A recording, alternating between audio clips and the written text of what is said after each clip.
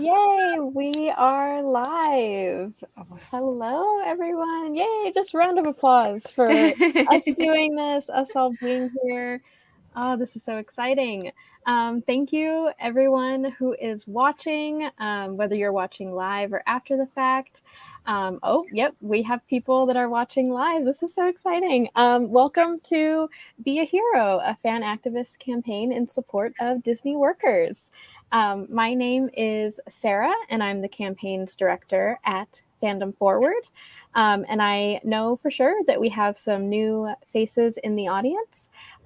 So if you are new and you don't know what Fandom Forward is, we are a nonprofit organization, and we harness the power of popular culture to make activism accessible for everyone. And we mobilize fans towards social good. So right now we are talking to Disney fans, and we are all Disney fans here.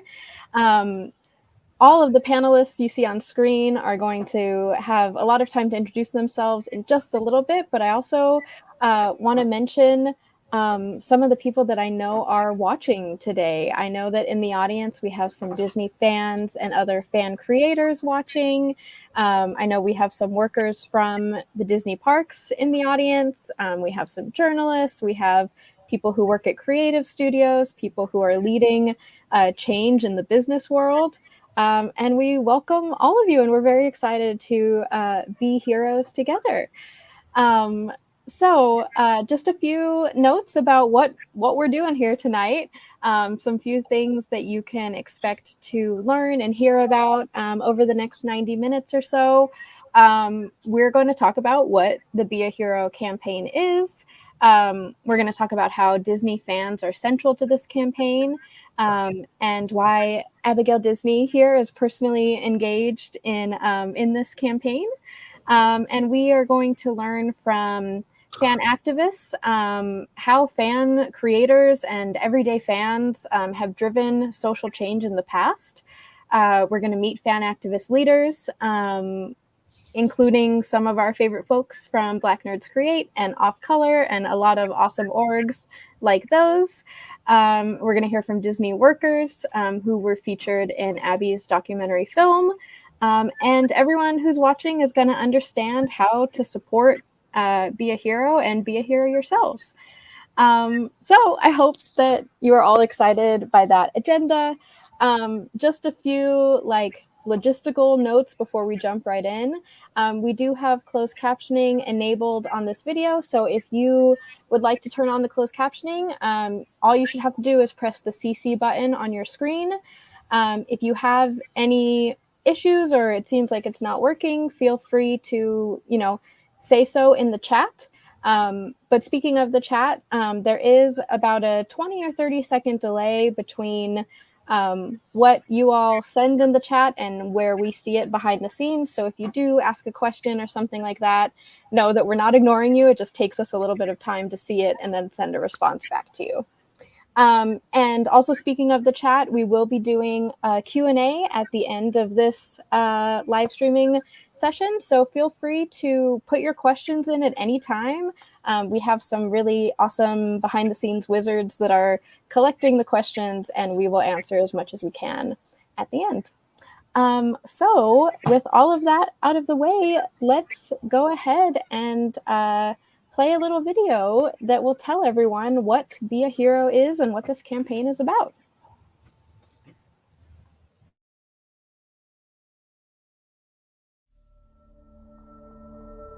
We are huge Disney fans. We love Disney. We love the stories that inspire us to be our best selves, to be caring, to be generous and responsible, to be brave so we can do hard things together. We love the people who make the magic come to life. From the animators to the film crews, the cast members to the Imagineers. For generations, Disney has inspired us to be our best selves. And we want to join with you, as fellow Disney fans, to inspire Disney to be its best self.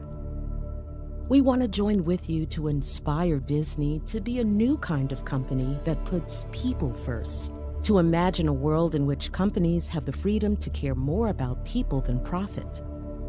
To be able to care as much about its cast members as its shareholders. To be able to care as much about Main Street as about Wall Street. Corporate rules legally require Disney to always put profits above people. We want Disney to have the freedom to care enough about its workers so they don't have to choose between rent and medicine, paying for food, or paying the bills. We want Disney to have the freedom to pay all of its workers a living wage. Each of us can be a hero and work together with Disney to change the rules for Disney. With our love, positivity, and creativity, we can help inspire Disney to be a hero in its own story. By putting forward a shareholder vote to expand its duty of care to include care for workers, not just shareholders. In the Be a Hero campaign, we will engage our fan bases and Disney shareholders to join us and Disney to vote yes to be a hero. We will spread the word. We will speak with the voices and values of our favorite characters. We will show up at the parks, at the premieres, and at the stores. We, as huge Disney fans, along with shareholders, will show up at the annual shareholder meeting to celebrate 100 years of magic, and together vote to change the rules and say yes to be a hero.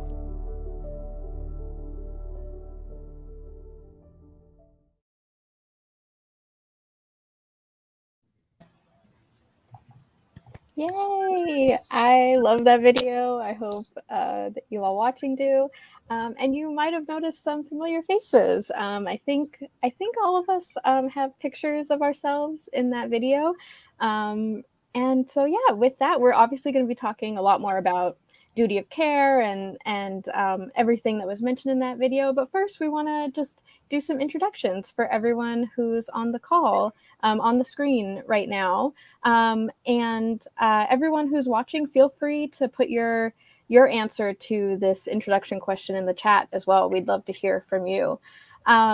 So for everyone on the panel, we're going to go around and say our name, our pronouns, a really quick 10-second descriptor of what you do, where you work, and then answer the question, what is a Disney character or story that is most meaningful to you and why?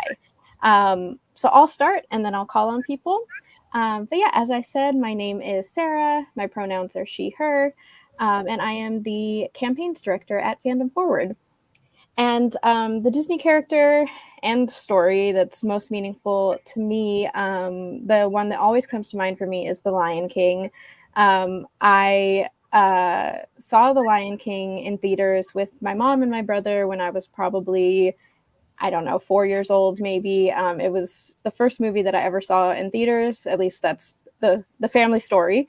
I think that's true. And so it not only inspired my love of Disney, but of just storytelling in general. And I really think that the way that those first few seconds of that movie really seemed to like burst to life with the sunrise and then the beautiful visuals of the animals running and flying around just really stuck with me. And you know, as I grew older, I just kept watching it over and over again. Even in high school, I would say that was my favorite movie. And as I got older, I really started to like understand what the movie was teaching us about like living up to our potential and our leadership capabilities, the responsibility that we have to our community, and also like forgiving yourself for things that happened in your past that hurt you.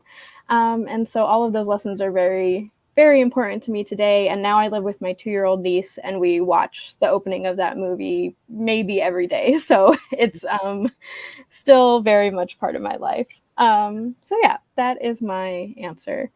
So I'm going to pass it over to Artemis. Hi, yes, I'm Artemis Bell. I am a former Disney cast member. I worked at the overnight custodial department in Disney California Adventure for 10 years. I left about 2 years ago and I'm currently working a different job, and I'm a college student trying to finish my degree. And I mean, I was thinking about this question and it was kind of hard for me to choose a favorite. because I have so many varied memories with Disney. But the main thing that I realized was kind of common in all of those memories was like the more positive experiences I had with my mother. Like growing up, my life was somewhat volatile and my mom wasn't always fun. But when she liked Disney, she generally had a love-hate relationship. But when she liked Disney, like she'd always tell me about like the art that the different art influences that were seen in the older Disney movies and how like a lot of the artists had come over from Europe after World War II. And like she'd tell me all these like random beautiful things, and it was always a positive experience. And the largest memory like that I have was actually after Mulan came out. My mom was like grumbling, they always change things, they always mess up the story, and like it's not going to be at all the way it was supposed to be, I'm sure. So in order to justify letting me watch it, she made it this whole huge learning experience. We watched Mulan, but then we also read a bunch of the stories that were from the original legends. And I remember watching this like intense, interesting like Chinese opera version of Mulan. And like the whole experience was like beautiful because it was a positive experience with my mother, but it was also one of her ways of teaching me to like not just take things at surface value, to like investigate things and to look underneath what you're being shown, to like where things came from, and to just always use your own judgment on what you're looking at in the world and what's being presented to you in the world. Wow, yeah, that's so interesting to think about Disney being a jumping point for just learning about lots of other stuff, history and all those things in general. Yeah, thank you. Delia. Hi, I'm Delia. I am the CFO of Black Nerds Create. We're a collective that provides content through a lens of critical and creative fandom in order to advocate for and contribute to meaningful representation in media for Black folks and marginalized folks in general. For me, I think the story, I really wanted to come on and say something cool like Mulan, which did inspire me a lot, to be clear. But honestly, the story that inspired me the most and really resonated with me the most growing up was actually Alice in Wonderland. I know it's not the most popular answer, but for me, I've always just been such a creative and imaginative kid. And I think I really moved through the world a lot like Alice in Wonderland, like very much head in the clouds, always imagining in a different, funner, more colorful world than maybe was necessarily around me growing up, because we didn't come from a lot of money and stuff like that. And I think, we all have that inner child in us. And I feel like if I had to say who my inner child is, it's somebody who is a lot like Alice, I think. That's awesome. Thank you, Delia. Okay, Sis, you're up next. Hi, everyone. Sorry, I'm in the car. We got messed up by traffic. We're on our way to the hotel now. So sorry I'm in the car. That's okay. But for me, well, introducing myself, I'm Sis. I'm an actress and an activist and Sisters to the People. I have two organizations. They're both mutual aid organizations. One is called the Open House Project. The other is called the Next Generation Project. The Next Generation Project is a mental health resource for Black and brown trans folks. And the other one is making entertainment and the consumption of media for people who are marginalized and low income, the ability for them to see themselves represented on screen and on stage for low costs, mainly free. So we actually just did a Little Mermaid screening in New York City, and that was like really special to me. And that goes right into my next answer, which is my two movies are The Little Mermaid and Lilo and Stitch. I think with Lilo and Stitch, it just kind of showcases that like family comes in all shapes and sizes and from anywhere. And I think like that for me, Sarah, that was my first Disney movie. I know it was. That was my first movie I ever saw in theaters. And I think Stitch, I just love Stitch so much. I think that like it just showcases that a person can grow, and that also like I think Stitch has a mind of a kid because he's so young, and like children can grow, and we should allow children the ability to, change, and humans to change. And Lilo just has a kind and loving spirit and a loving heart, and I just love that. And Nani is so big, and I love that. And Little Mermaid, I think like Ariel's wonder, like Ariel's drive, Ariel's passion, Ariel's need to keep going no matter the circumstance. Like imagine being a fish and wanting so much and longing so much that you turn into a human, you know. I think that's special, and the new movie really like showcased that. So, yeah, those two movies for me. That's awesome. Yeah, we just did a campaign around Little Mermaid at Fandom Forward, so we definitely agree with that. Mars, you're up next. Hi, I am Mars. I'm an author, poet, creative, and I'm representing Off Color, which is an organization full of creatives, critics, and consultants of color. We do what we do for the love of making the art and the love of media and diversity. And then my favorite character has always been Princess Kita from Atlantis. And Atlantis is the most slept on. I'm just like, justice for Atlantis all the time. Ask me about it. But I remember being a little kid and, of course, like seeing this gorgeous, brown, powerful character just kind of spring out of the depths and be just wonderful and beautiful. And my favorite scene was always the scene where, like, spoiler alert, she like gets connected to her ancestors. And it's as I grew older and I realized that this is a movie about sacred tradition and being connected to your people's history, and then also being brave enough, even if you're the only one who sees it, being brave enough to stand up to the status quo, even if it means, you know, going against your tradition in order to preserve your future. Like, chills down my spine when I think about that movie. And it's just really timely given that we're all, you know, beautiful and gathered here today, and what we're talking about. So Princess Kita is always going to have my heart, and Atlantis is my number one. I love that answer. So yeah, Abigail, over to you. Oh, I just love hearing all these stories. And yeah, I had a couple little pictures in there in that little preview. And I guess I noticed that, like, I don't know if I'm going to talk all that differently about it than you will, because I kind of grew up both inside and outside, both a fan and a sort of an insider. And, you know, so it's really hard for me to choose something.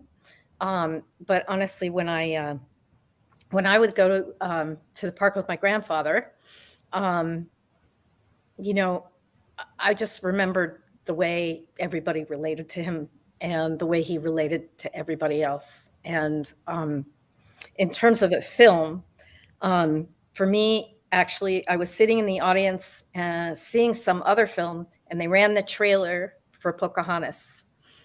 I was in my 30s. I was a mother of 4 children by then. So I was always wondering, like, would Disney have the cultural sensitivity to handle this story of Pocahontas? I wasn't so sure. I wasn't that confident. So when the trailer came on, I kind of went, oh, here it comes. And then all the trailer was that song.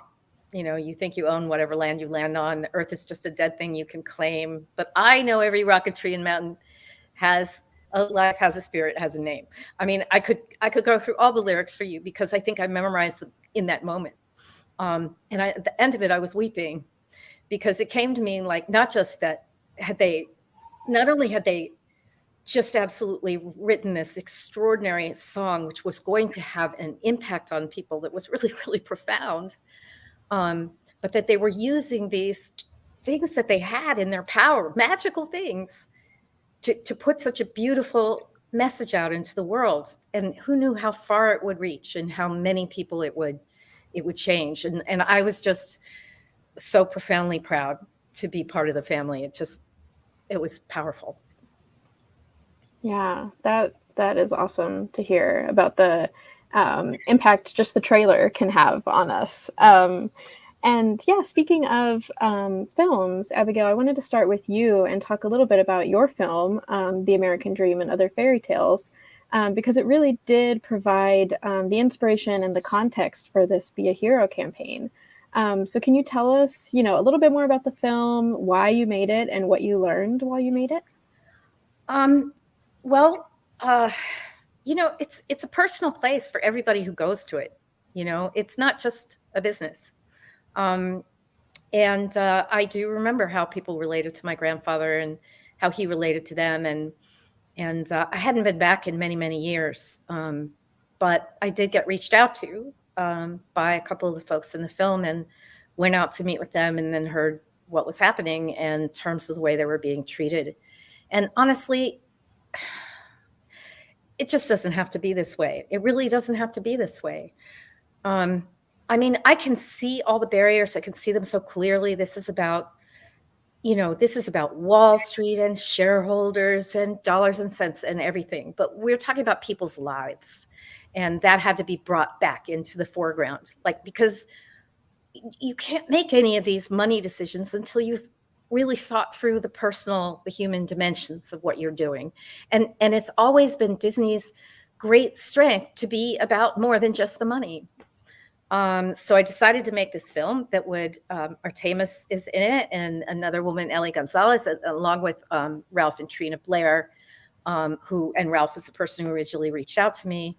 And we follow them for a while, and then we tell a little bit of the history of how we got from where we were actually at mid-century when, unions were pretty powerful and workers were doing well, and you could hold a job like one at Disney and afford to raise your family and afford a house and healthcare and all that good stuff. Could send your children to good colleges without going into debt.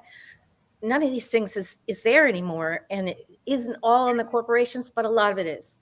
And so I wanted to tell that story of how we had really kind of taken the legs out from under the people who do the hard work of making this economy go. So it opened at Sundance, and I got to befriend and just fall for people like Artemis, and I miss Sam also, who's I know is in the audience, and I learned a lot. I think what got brought into clear focus for me was just how hard the days are. I mean, you know that intellectually, but you have to know it emotionally too, for it really to affect you. And so I've been in these rooms where we show the film and, people get radicalized. I love it. It's amazing. Yeah, that's awesome. And I know you mentioned Ralph and Trina as well. I believe that they are also watching or we're planning to. So everyone should say hi to them as well in the chat. And Ralph and Trina, if you are watching, feel free. We'd love to hear, your experience as well of participating in the film. But yeah, to turn it over to Artemis, as Abby mentioned, you're heavily featured in the film. We'd love to hear why you decided to participate and what you got out of participating. As far as why I decided to participate, there were kind of two sides to that. I was very active in my union, even before I met Abigail. That's how I knew Ralph, and how I came to meet Abigail was my work within the union. And I had been very vocal a couple years before this movie. We had managed to shake a few trees loud enough that it made international news while we were in the middle of our contract negotiation. I'm so sorry. And so I wasn't exactly afraid to be very visible because I had had that experience before. But with a documentary, you don't entirely know how somebody's going to handle it.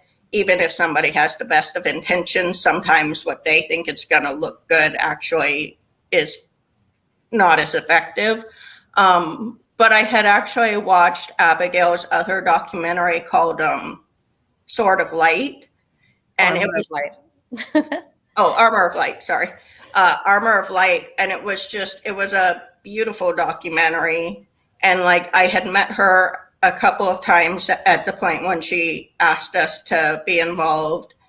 And I just felt that she was somebody who was coming at it from a place from her heart, and that she really just wanted to make something honest and something that could convey something that I felt very passionate about. So I felt comfortable working with her because of that. Mm-hmm.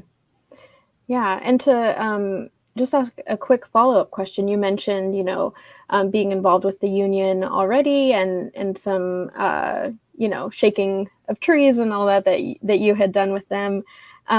So based on, those experiences, what you have seen change through your work with that union, what gives you hope that change is possible?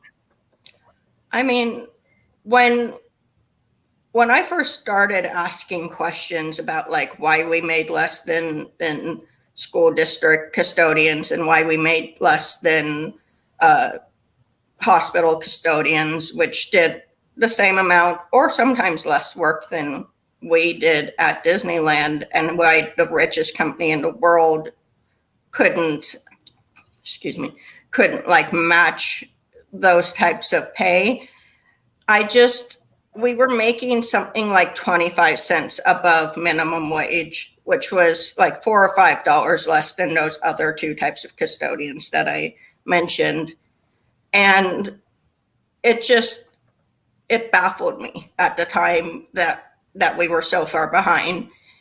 And it's not always positive. Like, I sat on the negotiation committee for my contract one year, or one of our negotiations, and the company in general was pretty demeaning. And I actually got very triggered by Bob Iger's comments about the writer strike and the actor strike, because a lot of his language in that comment echoed a lot of what I heard within our contract negotiations when I was involved. And it's very frustrating. But what gives me hope is, even in spite of how frustrating all of that was, and even as much as an uphill battle as it was, and that contract negotiation that I sat on, like, we didn't even get everything we wanted by any means, but we still made a pretty massive step forward. That was the year that we got the $15 an hour starting rate. But we didn't get the bumps that we wanted for more long-term cast members. But it was still progress. And I know that we made more progress in the last contract negotiation as well. They managed to get the rates up a little bit more.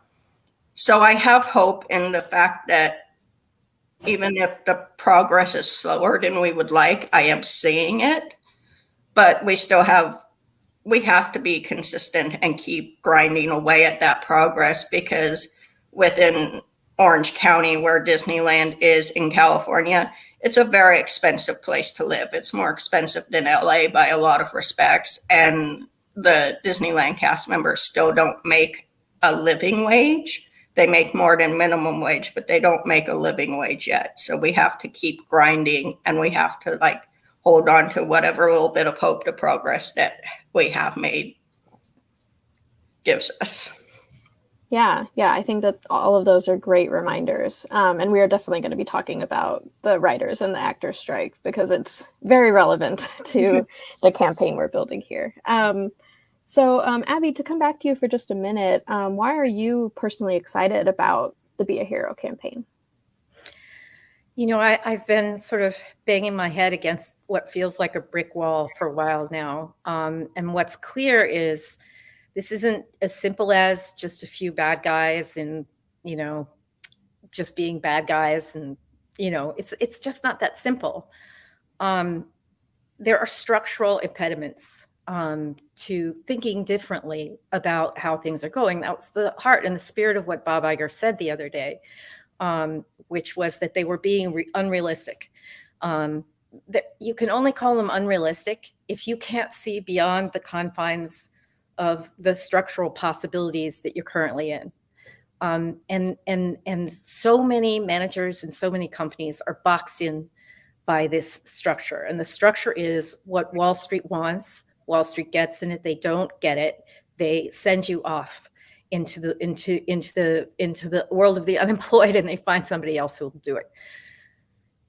I think that bringing fans together who are rooted in love for this company and self-selected, because this is a community that is attracted to the Disney brand, which is rooted in love and caring for people and caring for each other and understanding the interconnectedness. That's why so many lyrics and so many scenes from so many films buttress and reinforce everything my film says, because that's the brand that resonates for you.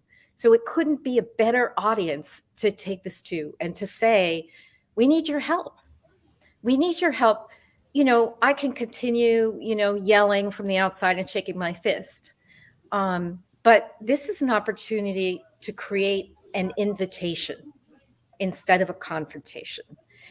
And to root it in the love we have for the history and the capacity of this company to shape the society we live in and to make it a better place. So we are inviting Disney to step into the possibilities that lie for them if they were to choose to change the rules under which they're operating and offer themselves the freedom to not care only about shareholders, but to think differently about their employee partnerships. That includes the writers, the actors, and all the people who are also out of work right now, makeup artists and set directors and prop managers and script supervisors. There are a lot of people suffering right now, and they all need to be invited into the same circle of love that we see whenever we go see a Disney film. So we are asking Disney to be a hero. Just as they make heroes in their stories over and over again, they have the capacity, they have the wherewithal, they have the opportunity to be the hero of their own story. And that's what we're asking. And that's why I appreciate this opportunity so much, because it comes from love, admiration, and care. And those things are the heart of the Disney brand. Yeah, exactly. I think that that's a great point. And to kind of transition it a little bit to focus more, just our this part of the conversation on the Disney fans and fan activism itself, and what we as Disney fans can do and what we have the power to do. I want to go over to Delia, who I know is connected with a lot of organizations, including Fandom Forward and Black Nerds Create, that works in the field of fan activism. Can you explain what that is for anyone who's watching who might not be familiar? Yeah, sure. I'd love to. Fan activism has been described as lying at the intersection of cultural and political participation, but I would expand that out and say it lies at the intersection of cultural and social justice participation. Um, all that means is that you have a group of nerds, to simplify it to the to the bare minimum. You have a group of nerds who are really passionate about a thing, and in talking about that thing with each other, realize they're passionate about other things. It's really a natural progression, because often, if you're on the outside of fandom, as we talk about, uh, you think it's just a bunch of nerds watching cartoons or whatever the case may be, playing video games. But in our private communications as friends, we're dissecting these works. We're participating in critical fandom, which is where you look at a thing, you love the thing, but you look at it critically. Like we talked about Pocahontas earlier. Like, is it perfect? No, but you can still enjoy that movie for what it was, what it meant to you as a kid, and critically analyze it. And so we take those skills, that passion, and the lessons we've learned from these stories of being a hero, you know, wanting to change the world, wanting to see things in a better light, in a more creative light, maybe like watching Alice in Wonderland. And you take all of that together, and it's a very natural progression to look around at your world and see this is not looking like the happy ending of a movie. How can we get it there? What are the tools we have? What are the lessons we've learned? It's easy to do the critical analysis, and it doesn't mean that you hate, the people in power that might be doing this. I mean, maybe you do. I can't speak for other people, but it means that you want these companies to be better. You want your country to be better. You want your local government to be better. Whoever or wherever the issue lies, wherever the pain point is, it's different for everybody. But it's really a natural progression when you're already having these deep, complex conversations, analyzing the world through this lens of pop culture. Yeah, that is a great kind of definition of fan activism, and it's what we at Fandom Forward and Black Nerds Create do every day. So if anyone is interested in learning more about that, definitely check out our websites and things like that for all the different fan activism campaigns we've done in the past. And so, Mars, to go over to you, I know that your org, Off Color, sometimes works more behind the scenes, consults on different aspects of the art and business of storytelling. And so far, we've been talking a lot about the workers at the Disney parks. But what are some of the difficulties faced by the workers who, create the stories that we love? And of course, here's where we're going to get into the writers and actors strike a little bit more.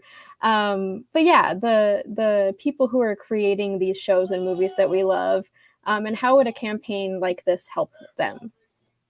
Yeah, for sure. So first, like again, kind of leaning back into the theme set by Atlantis, the Lost Empire, I deeply believe that the creation of art is sacred. Storytelling is amongst humanity's oldest traditions.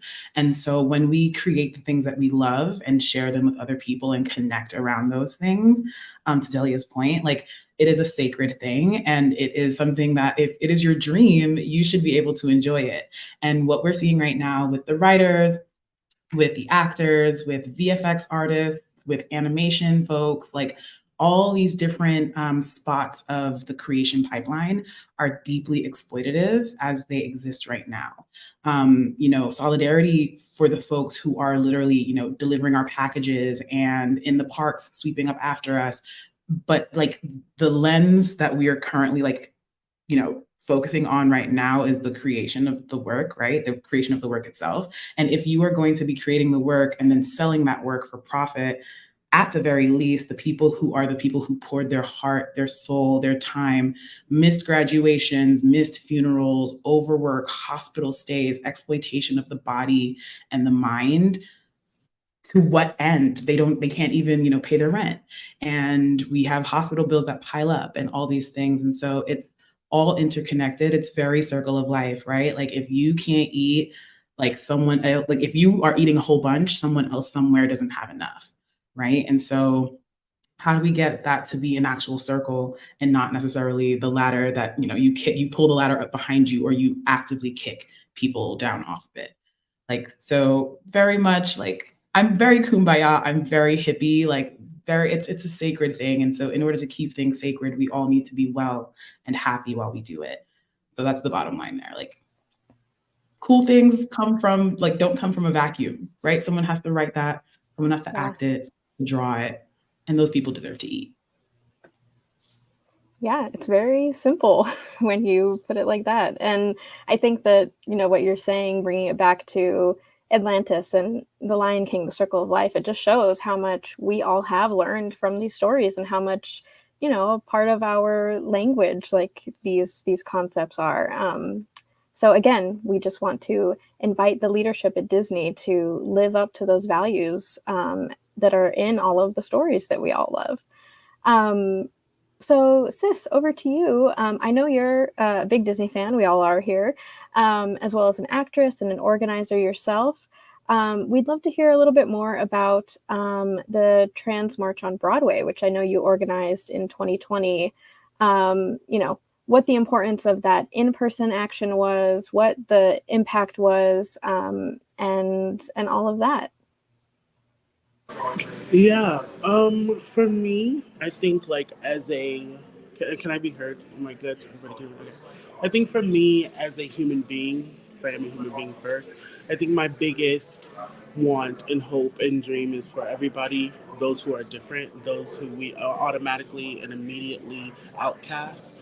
I don't want that to happen anymore. And I think that like we've lived in the world so long that there's so many different variations of what a human being is and what a human being can be.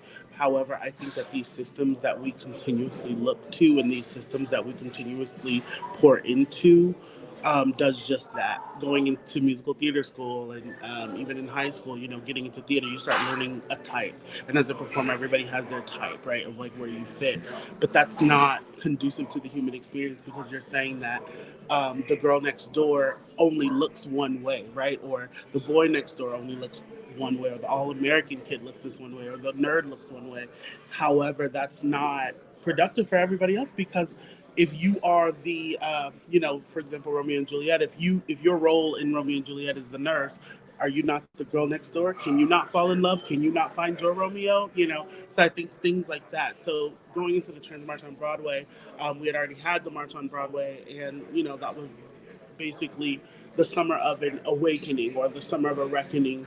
Everybody was sitting at home during COVID, and everybody, began to tune into what was really going on in all sorts of ways. From like health, to our social climate.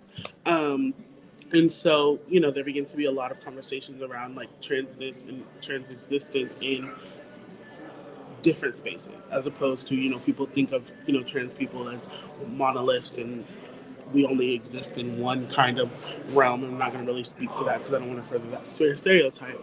But in the theater industry, I was dealing a lot with that pre-pandemic and going into it, and I didn't really have a voice because I wasn't on Broadway yet. I didn't have a professional contract yet, so I didn't really have a place to, speak.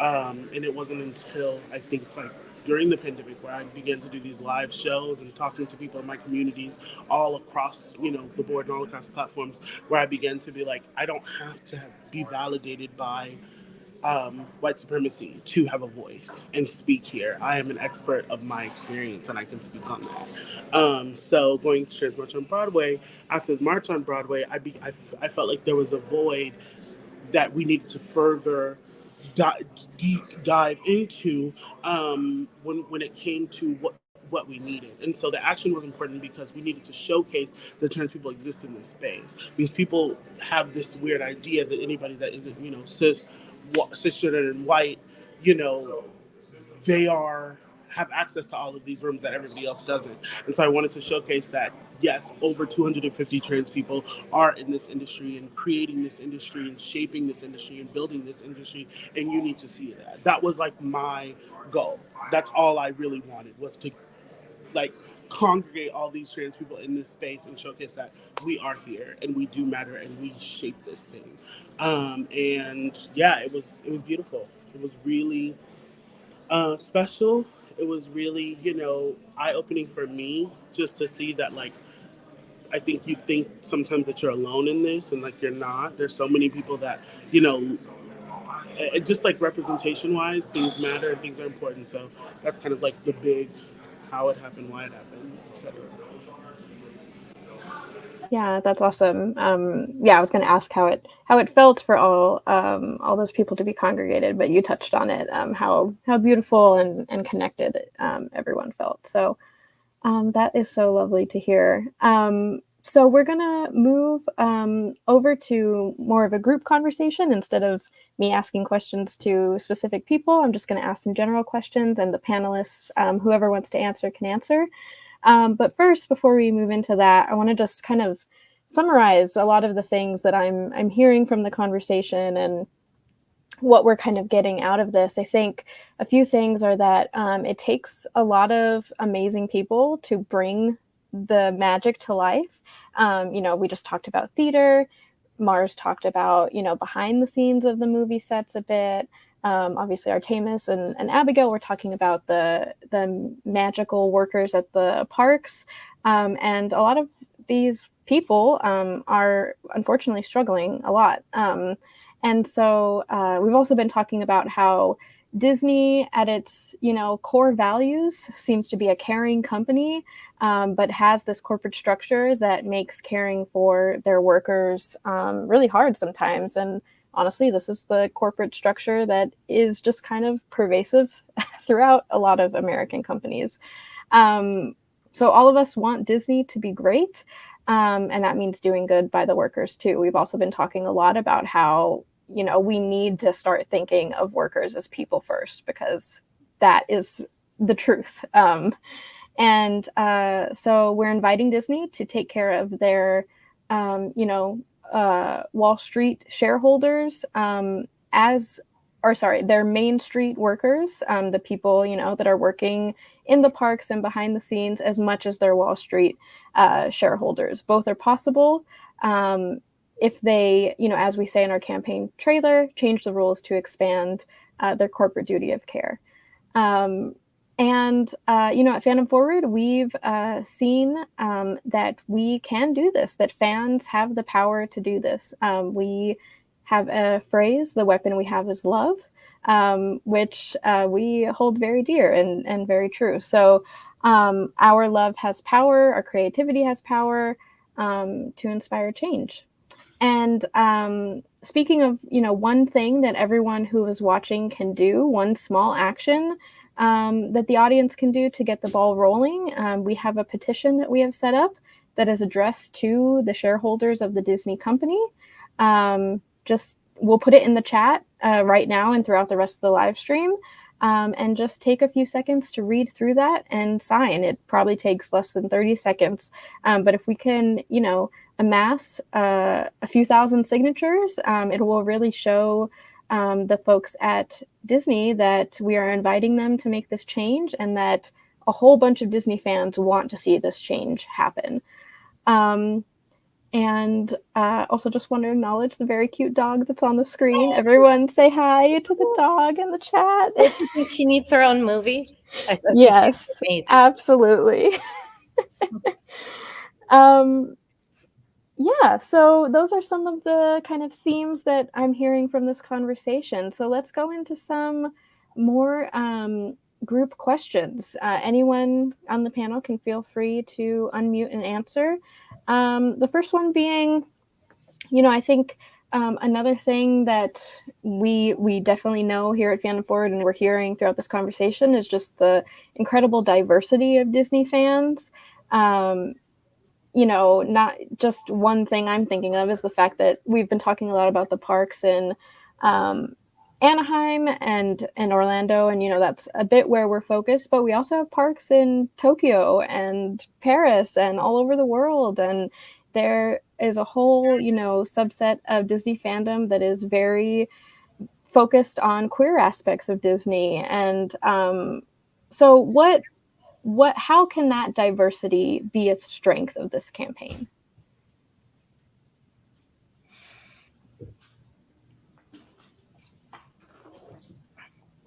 Gosh, I thought somebody else would answer that. I was like, I can take a crack at it. Okay, go for it. What I was going to say is, I think, not even just in this campaign, I always think diversity is a strength because, whatever background or context you're coming at a problem from, that's just one context, right? Even if, I'll use myself as an example. How about we do that?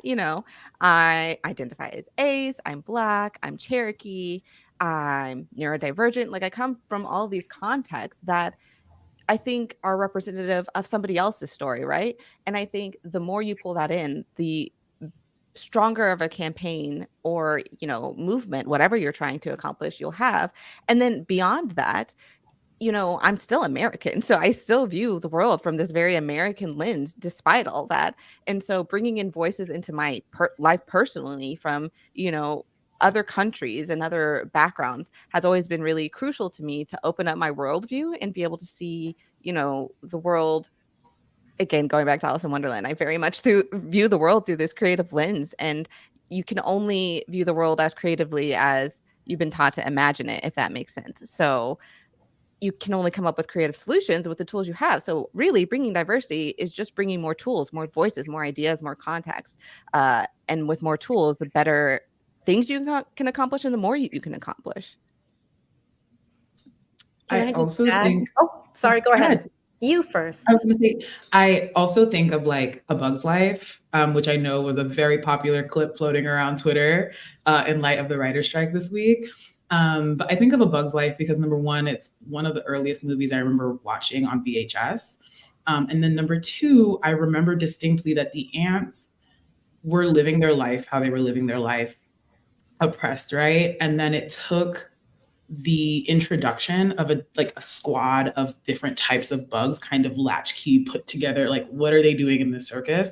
It took the introduction of those bugs to be the catalyst for the start of the story. And then ultimately the protagonist is empowered by his interaction with those people because he realizes there is a world outside and there are people, bugs, who are unlike me. And it is in seeing their reflection that is not my own that I'm recognizing that my own circumstances are not quite right. And then ultimately, again, collective action between the ants on the whole, but then also these allies that come in is what ultimately frees them. And so like that sort of stuff gives me chills because, again, we are empowered by other people's stories. And so, and how you're different from me helps me learn so much about myself. So that's my answer. Go ahead, Abigail. Well, I was just going to say, I mean, maybe this is a cliche, but I love to go to the symphony and I love to watch the way the musicians warm up. And it's an embodiment of the best reasons why diversity is a strength, because like every one of those instruments is crucial. Every one of those players is crucial. And they are different. They're all different. And they all have, I mean, not just different in tone like a viola and a violin, but different in nature, like the drum and the violin. And like the way they kind of come together and make this extraordinary sound that couldn't be made without all the parts. And so like any argument that diversity isn't a strength, I don't even begin to understand, you know, and I think that we can bring a lot of strength to this effort. Just to quickly piggyback off that, as a former band kid, that really resonated with me because I definitely think a lot of people are like, that's a lot of instruments, but for every instrument, if you've ever been in band, orchestra, what have you, you know, adds to the richness and complexity of the work that you're playing. Right. Right.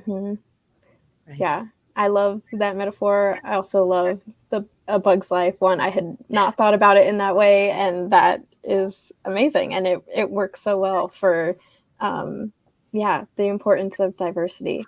We've been talking a lot about how this campaign is going to be led by fans, and also led by Disney workers. We really, want the people that are directly impacted at working at Disney to be a lead part of this campaign. So why is that important, to be led by the fans and workers themselves? I'll go. We are only as strong as our weakest link. And I think in positions of power, oftentimes, Issa Rae said something so beautiful recently, or in an interview at some point. She was talking about how when we, as artists and creatives, when we network, we always look up. We always are, look up to network of like, oh, let me talk to the highest person here, the highest person here.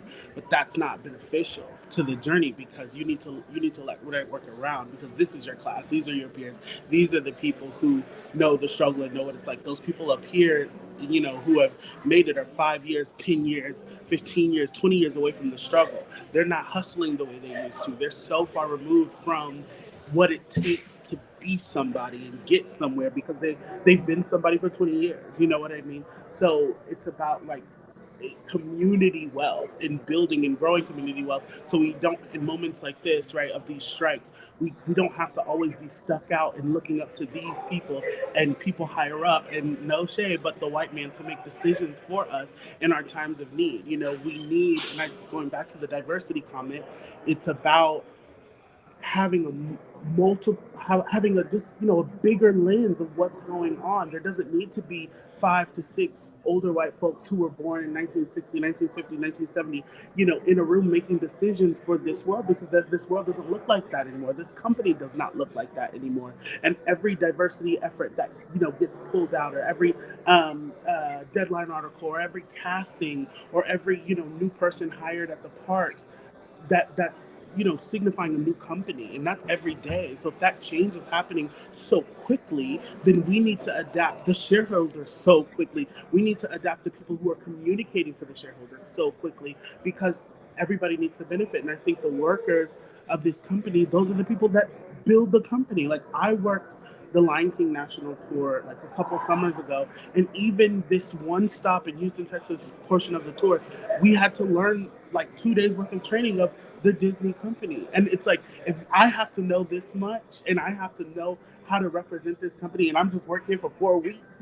selling some t-shirts, then I need, my voice to be heard as well, because I'm a representation of Disney, And I think that's just why, like, everybody is building this. Everybody is making this happen. Disneyland does not work without the custodians, without the people who are catching the trash, at the bottom, like, without the people who are making the tater tots, and, the people who are making the churros. Like, everybody has a part to play. And I think that if you're not listening to those pieces, and if you're not honed into making sure that your weakest link has strength and has what they need, then your company will fail. And that's not me being like, Disney, you will fail. No, but like, we need to progress. We need to, get better, so that, this company can be a good thing that it, was meant to be. Yeah. And if I may if I may add, I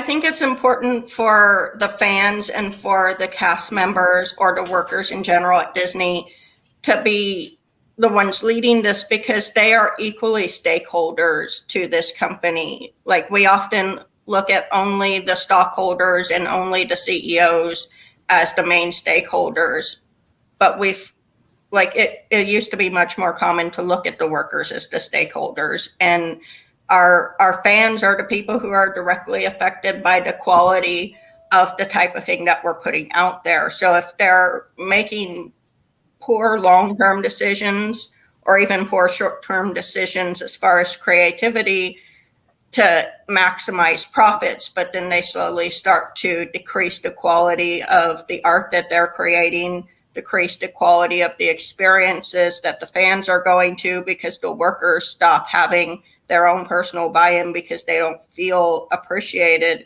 then that ultimately affects the shareholders' profitability, and it affects the long-term health of the company. And everything goes through its own like cycles of downturns and regeneration. But when we can actively see that something is not taking care of all three of the major stakeholders within a company, then I think that it's short-sighted and just plain dumb to actively stay on that path. If taking care of our cast members and taking care of our fans means that we have a healthy company which also takes care of the stockholders in the long term, I don't see why we would be so resistant to doing that. Artemis is saying something really important, and that's why the film has a historical dimension to it, because I wanted to trace where we were and how we got here. And where we were, obviously, was not where we want to go back to.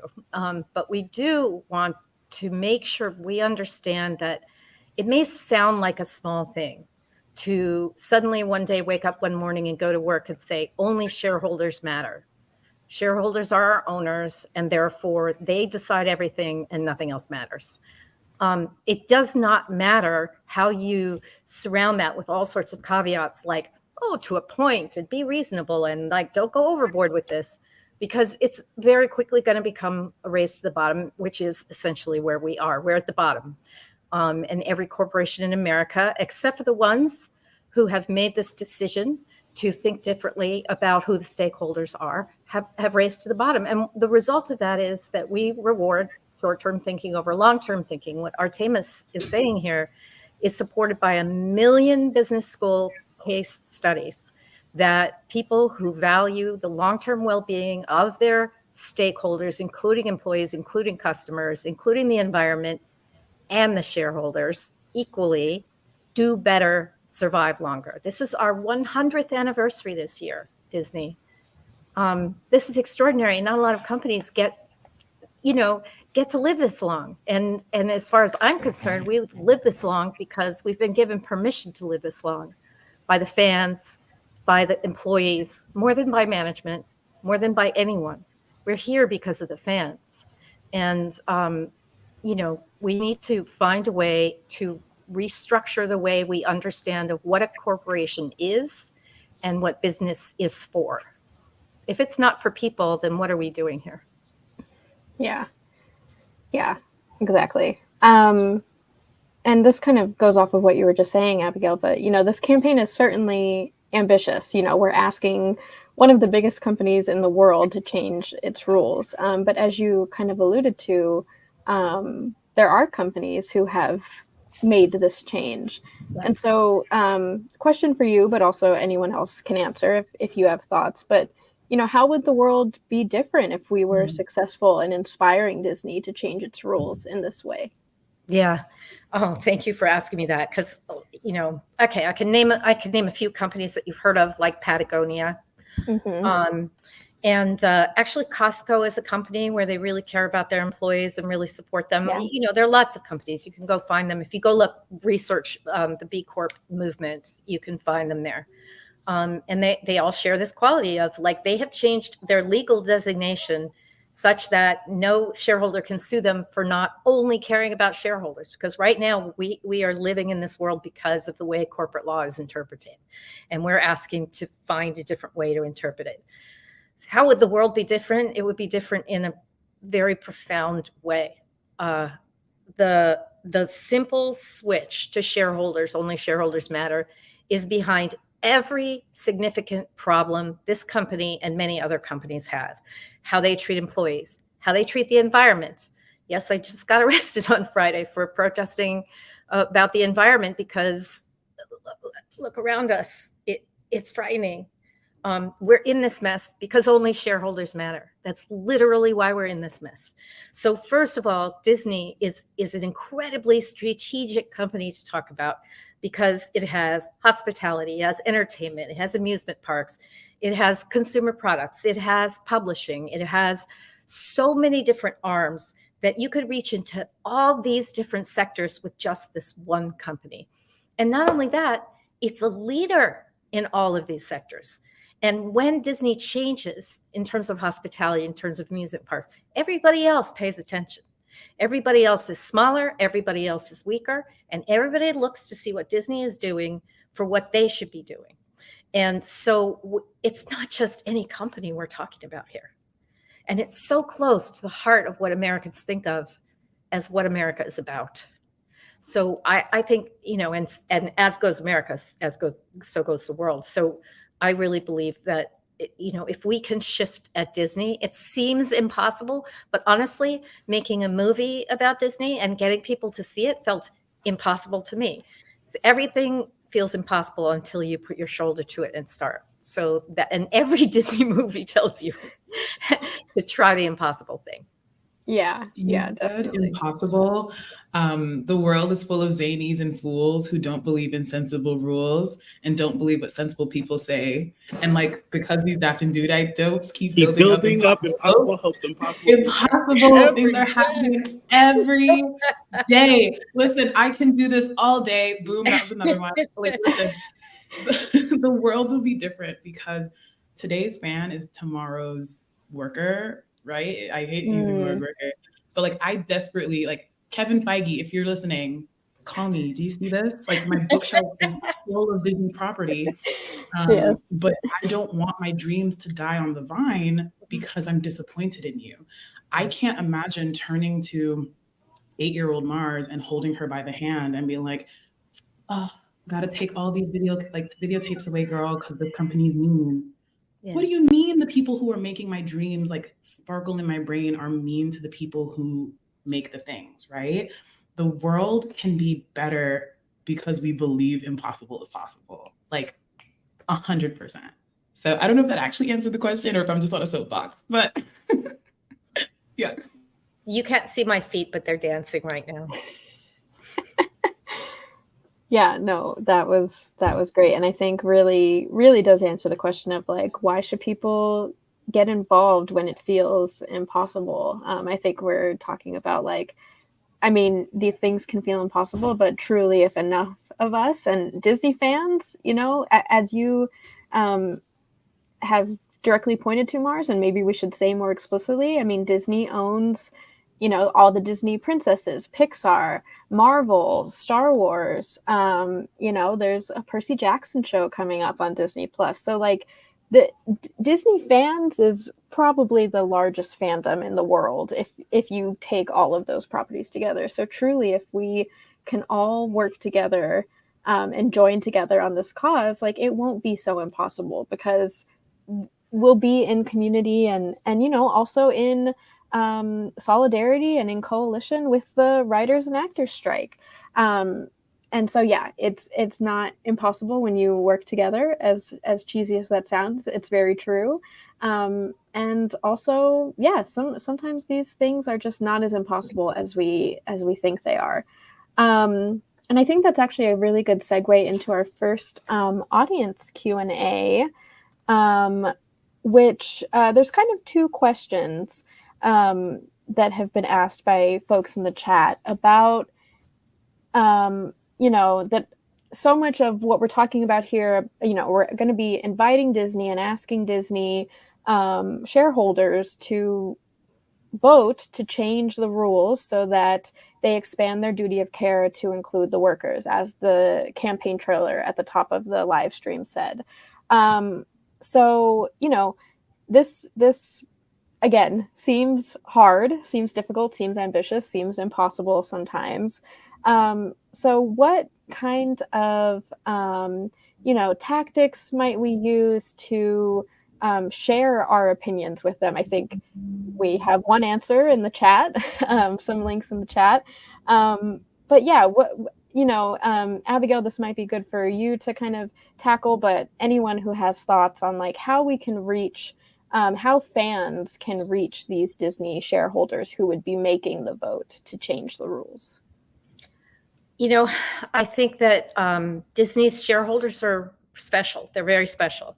90% of stocks in this country are held by the richest 10% of the population. So most shareholders at any company are white guys, wealthy, people who don't really think about how the employees are doing with most of their time.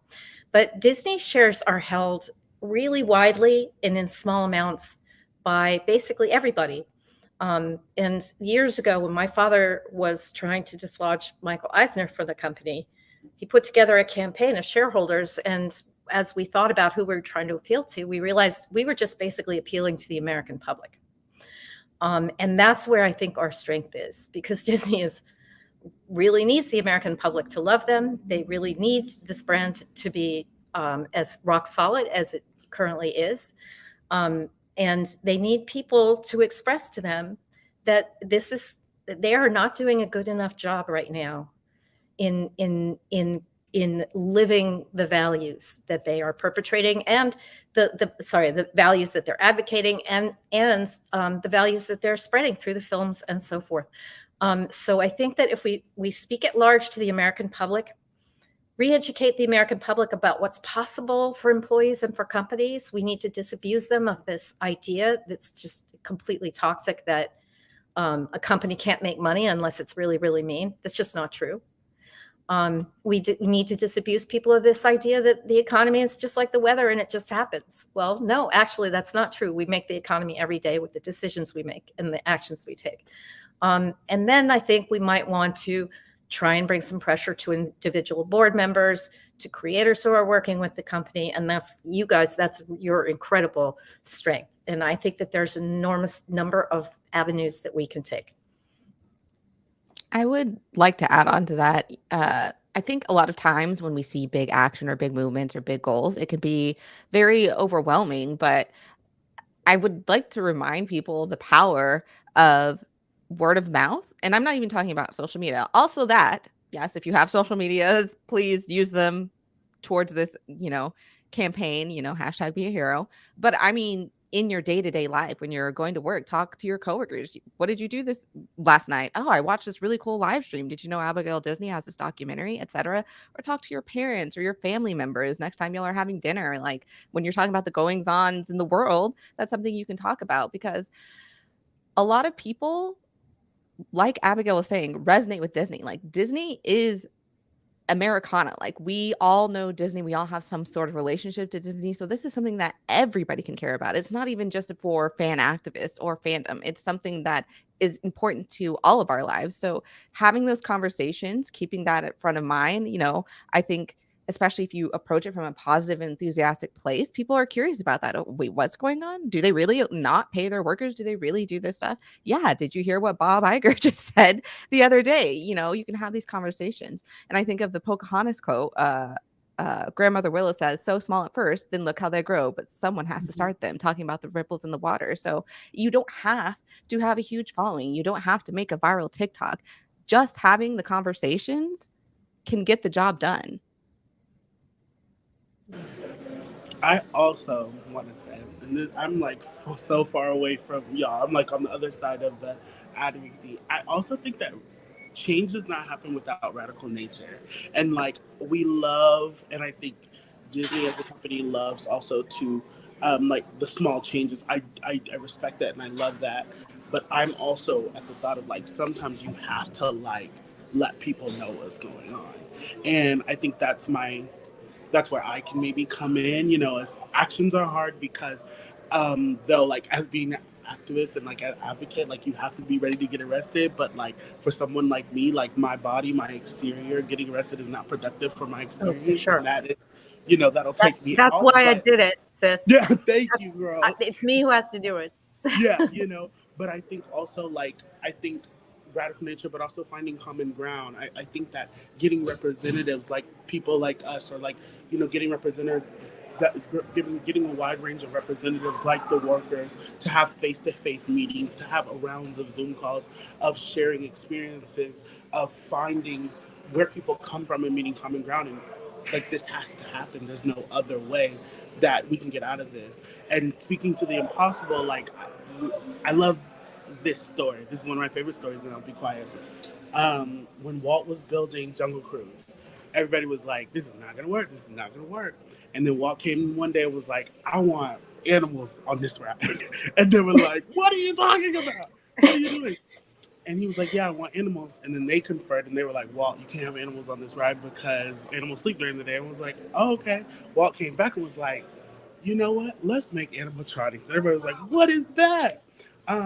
And that's like how animatronics came to be, because Walt was like, I want animals on this ride, and somebody said no to him, and he found his way through. And I think that sometimes you just have to go through it. Like, if you go either go around it or go through it and figure it out. And so I think like something like this can happen. I think radical nature, I think common ground, and I think like you have to let people know what you need. Closed mouth do not get fed. So, if you got to make it hurt, you got to find a way to make it hurt. You can figure that out, Abigail. Uncle Walt was a crazy dude, I gotta say. But yeah, he would appreciate the challenge we're putting down here. Yeah, I think that all great points, of course, and I think it's so important to acknowledge that, as soon as we started talking about how so many people, quote unquote everyday people, are Disney shareholders, we had a few people in the chat that are like, I'm a Disney shareholder, or I know a Disney shareholder. The first person that we at Fandom Forward mentioned to this campaign to, outside of like our group, was a Disney shareholder. So it again feels like an impossible thing, but really is not in this case. And also, two quick examples that I want to point out of similar campaigns to this that have been very successful. At Fandom Forward, many years ago, back in around 2014, we compelled Warner Brothers to change all of their Harry Potter branded chocolate to be fair trade. And that was a campaign that felt very impossible. It took many years, but it happened because of this public pressure from fans. And as Abigail and Sis and a few other people have mentioned, also because of inside conversations, direct conversations with the shareholders and the people at the company. And then also most recently, I don't know if anyone else on the panel saw this, but if anyone is aware of who John Green is, he is an author, and he, mobilized his fans this week to get Johnson & Johnson to release one of their patents for a tuberculosis medication that was going to stop like 6 million people from accessing that medication at a reasonable price. And that happened in like a day because of public pressure. So these things are definitely possible. Again, can I tell a small story? Did you guys all study Louis Pasteur in high school or whatever in science class? Do you know who he was? You know how milk gets pasteurized, and he came up with some of the first antibiotics. And no, I'm sorry, Jonas Salk, who invented the polio vaccine. He chose not to own that patent. He chose to release that patent and make it public resource, because he understood how many people needed that vaccine and how much it would change the world. And we never tell those stories. But there are lots of those stories through history of people who chose the right thing over a lot of money. And we could get there. Yes, pasteurized milk, MJ, you got it. Yeah. So another question that we have here in the chat, which I'm interested to hear people's thoughts on.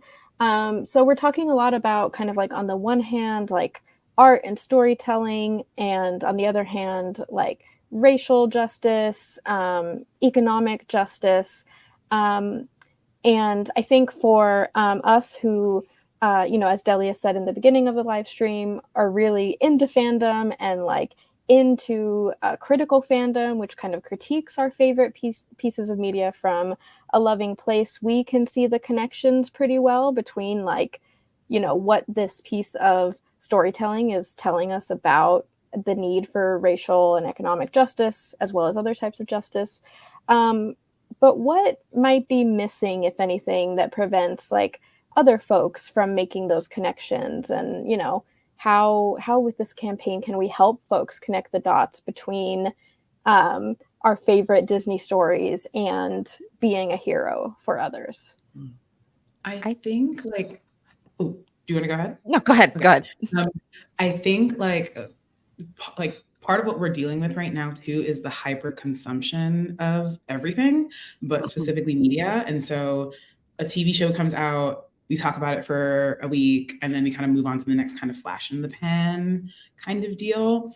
And so as a symptom of like that hyper consumption, there's also a disconnect with the average fan, right? Like again, it's the things aren't created in a vacuum. There are people behind the things that you love, and because like people like actors are kind of the only people you really see, the idea that there's countless like hundreds of other people who made the thing possible is not something that's like top of mind for a lot of people.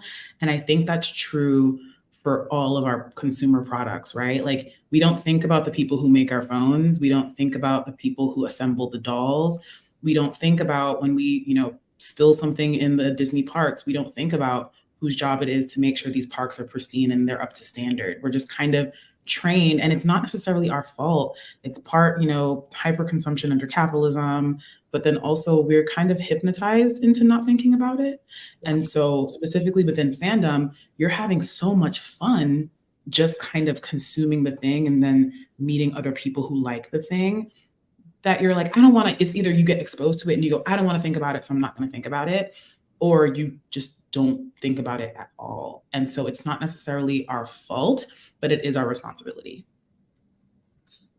I think also there is a discomfort among casual fans. We see this all the time in the work we do at Black Nerds Create and have seen it, in the past. I think I talked earlier about critical fandom, and this is not necessarily critical fandom, but there's a discomfort with critiquing things that we love because it must mean that we're not that big of a fan. It says something about us personally. Like, why would I, criticize? Because it feels mean. It can feel mean. And, depending on how you go about it, it can come from a mean place. But I think for the most part, learning that when you love something, it's okay. In fact, it makes sense to want it to be better. And, I'm not saying to have a relationship with your fandom like you would a family member, but think of a family member. If a family member was making a bad decision, going down a wrong path, and you wanted better for them, would you let them go down that wrong path? Or would you say something and say, hey, I love you, I see where you're going, and I just think maybe there's a better way? You would tell them that. You might even help them along, say, look at this plan that I've drafted, a better way to be a company, and I think getting comfortable in that difficult place is a key first step. And again, I get it, we really love these properties, it's hard to see the wrong in them, but I don't think approaching it from that lens is helpful. I would approach it, if you're brand new to this, I would approach it as, again, looking at it like a family member. Like, wouldn't you want better for them? How can this be better? Even if you think there's nothing wrong with it, just do the thought exercise. How could this be better? How could this affect the world in a more positive light? And I'm sure you'll find answers to that question. I think also always remembering that there's a level of privilege that people have. There's a level of access that people have privilege to, and I think like thinking about it as like the average Disney fan, or there are a lot of people on TikTok that, and I love these videos, who are like save once a year, and they save all this money once a year to be able to go to Disney, and like that's their happy place. So they don't have, they don't have the ability to look past it and get this information that we have of being so deeply involved and, going to Disneyland every week, I used to, or a couple weeks ago, or like all the time. And then having the knowledge that there are people so far beyond what this castle is, or like how I got this ice cream cone, and so on and so forth. So I think that's a thing. I think also for like creatives engaging with this campaign or engaging with any type of action against the industry that they want to be a part of. I have questions about that, but I think I'm so far gone that it don't matter. Thankfully, I came into the industry being loud, so people just kind of know. But I think, people have, a fear of like, if I engage with this, does this mean like I'm not going to be able to do, the Disney things that I want to do or be a part of it? But I think it's about, just doing what's right and realizing that what's for you is going to be for you, and like if it's for the greater good and serves the greater good, then like that's all you have to worry about. And if you're destined to be the next Disney princess, then you're gonna be the next Disney princess, and everybody gonna get paid on that set fairly because you were a hero. So that's what I have to say. I don't know how productive that was. No, that was great. I'll just add that, yeah. I'm 63 years old. I'm an old freaking lady right now. I can't even believe it. I was once your age. I never thought I'd be 63. I still think I'm the same person. But anyway, I have spent this long life working hard to reconcile the company's past, which was full of racism and full of sexism and full of very problematic things, with what I know it's capable of and what I know it happens most of the time. And I've gotten into trouble sometimes for speaking my mind about especially the past.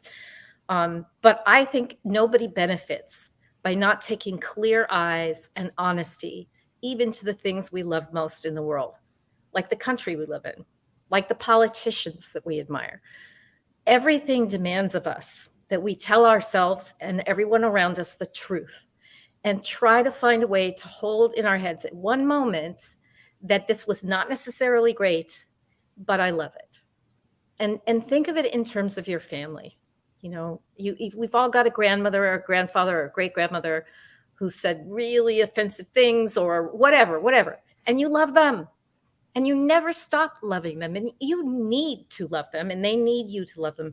So that is what we need to do with everything in our lives, is tell ourselves the truth. Because the harder you try to suppress something, the more energy it saps from you, and you're just hurtling toward a brick wall of eventually having to tell yourself the truth. So just tell yourself the truth, look at things critically, and then ask yourself, what should I do? How should I go forward?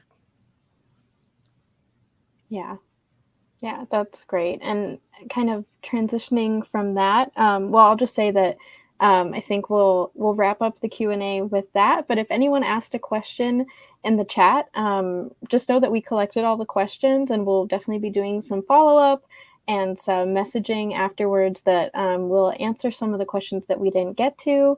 But, as we said at the beginning, this campaign was really inspired by Abby's film and the desire to build momentum off of all the themes that were touched upon in that film, using creativity and personal power to inspire change, even when it feels impossible, as we've been talking about throughout the night. So we want to encourage everyone to go watch that movie. And we're going to play the trailer right now before we say goodbye. We'll come back on and say bye, so don't go anywhere. But let's watch the trailer for The American Dream and Other Fairy Tales real quick. Disneyland was not like anywhere else on Earth. When I started working at the park, the employees were so happy to be there. The company appreciated you. At least it did. Having the last name Disney is like having a weird superpower you didn't ask for. But then one day, I got a message from a guy named Ralph who worked at Disneyland. How many of you know somebody who works at Disney who slept in their car in the last couple of years? How many of you know somebody who have gone without medical care because they can't afford it?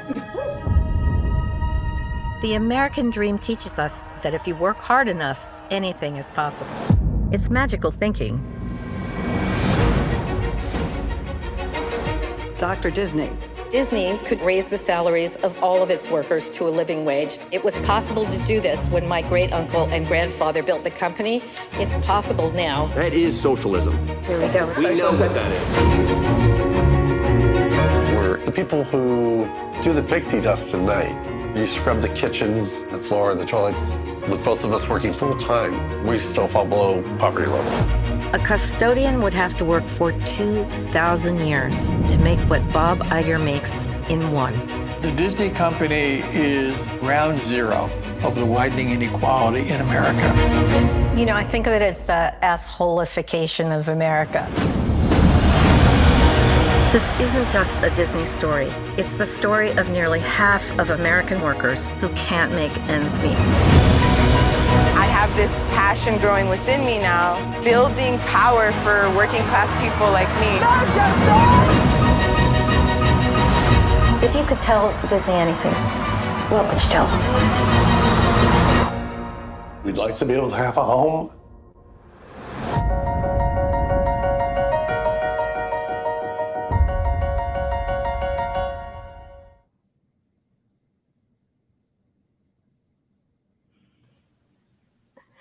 Yeah, I see some tears in the in the audience. It's a really impactful movie, truly. And yeah, if you are at all inspired and interested by this conversation, the movie just goes into more details, more stories of workers, and more of what we've been talking about tonight. So with that, thank you so much, everyone. Mars, Abigail, Delia, Sis, Artemis. I think this was a really great conversation. I had a lot of fun talking with all of you. And thank you, everyone who is watching, either, as I said, live or after the fact. Definitely feel free to share this video if you found this conversation inspiring. It's on Fandom Forward's YouTube channel and will be forever. So please feel free to share it.